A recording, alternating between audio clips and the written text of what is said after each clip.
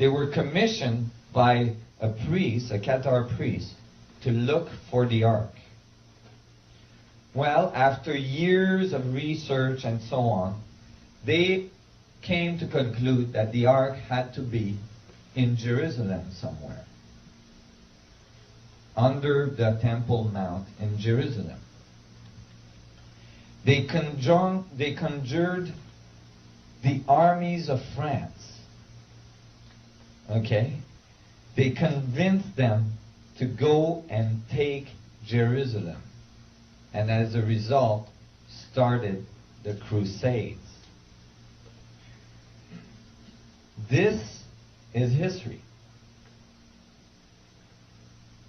The Crusades were described in the tales of the search for the Holy Grail. They couldn't talk about the ark directly because of Inquisition. So they called it the Holy Grail. And in the first edition of that story, they call it a crystal stone. Later on, describing it as a cup, which had two vortices on each side. And so they went across all the countries they needed to go across to go to Jerusalem. They fought their way through all the way, generating huge amount of difficulties, and eventually got to Jerusalem and took over the ancient city of Jerusalem. This is historic. They were there and they occupied Jerusalem for many years. For 7 of those years, the Knights Templar themselves settled right beside the Temple Mount in Jerusalem and dug and dug and dug tunnels that are still there today. But because this is Islamic ground today, the temple, the mount, it's the rock of foundation is right under the dome of the rock in Jerusalem, which is Islamic, is under Islamic control. The Islamic population goes there on pilgrimage, turn around the rock where the ark used to be placed inside the Temple of Solomon. They're venerating the exact same thing as the Jewish tradition. And they're all fighting. Amazing. In any case, those tunnels are still there under the ark, under the Temple Mount. They're not accessible. You can't go there. They are blocked and they're heavily guarded. In any case, the Knights Templar dug for 7 years and found zilch. Well, they found a lot of documents, and that's in history books, but they didn't find the ark. It just happens that while they were there digging, the king of Ethiopia was in exile. There was a revolution in Ethiopia and was brought in exile to Jerusalem. And when he heard the Knights Templars were looking for the ark, he went to them and said, "I have the ark. It's in Ethiopia." Now, how did that happen? There was a very well-known route along the Nile that went down the Nile, through the Blue Nile, into Lake Taos in Ethiopia.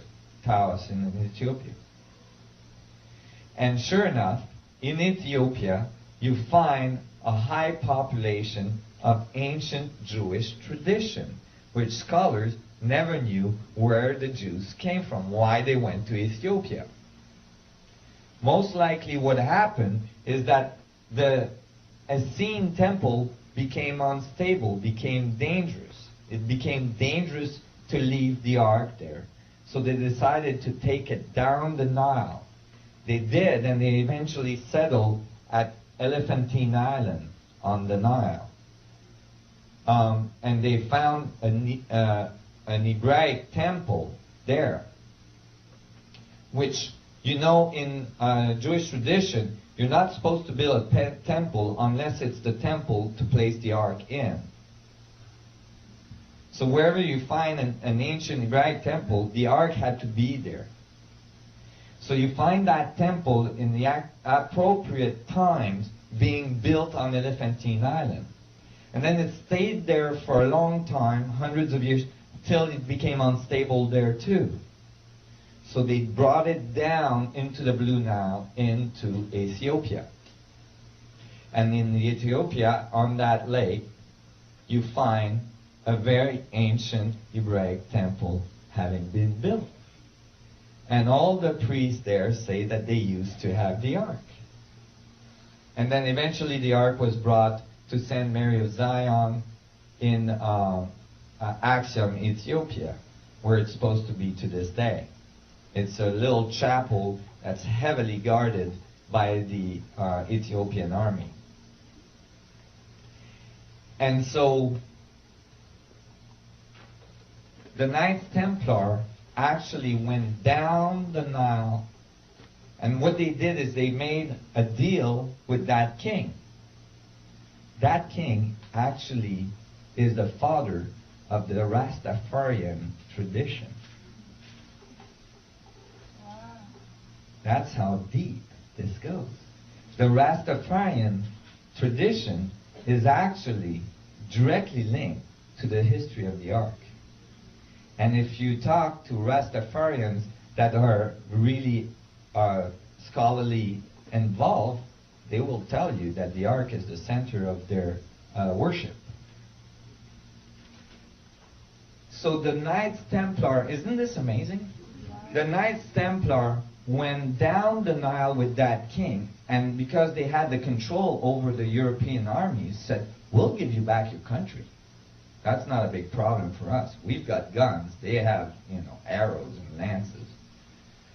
And so they went down the Nile. Actually, they didn't have quite guns at the time, but they had more advanced technology than the Africans. And they fought for that king's country, and in exchange, the king gave them access to the ark. And there, in Ethiopia, you find ancient traditions that talk about blonde hair, blue-eyed people, Europeans, coming during those years, liberating the country, and building all sorts of things. Now, when you find these things they built, you know they didn't build this with conventional means. Because when you find the things they built in Ethiopia, you find that those are churches. One of them is a church that's a big Knights Templar cross type of structure that is not built, actually it's cut into the stone, like laser cut into the stone, and then it's cut inside it and then emptied out. This huge chapel, right? Basically cut, like sculpted right out of the stone. Only one person has been able to interview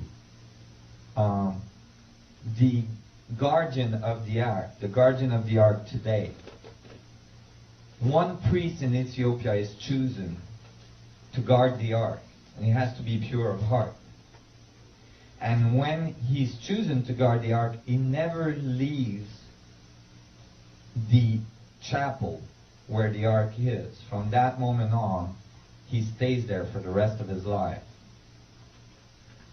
That high priest gave one interview, and he gave it to Graham Hancock, and it's in the book, The Sign and the Seal. And in the interview, Graham says, "What is the power of the ark?" And the high priest, well, first of all, he says, what was it, how was it the first time you went in front of the ark? And the high priest said, it was terrifying. And Graham Hancock says, why? And he said, because the ark is an object of fire. That means it radiates.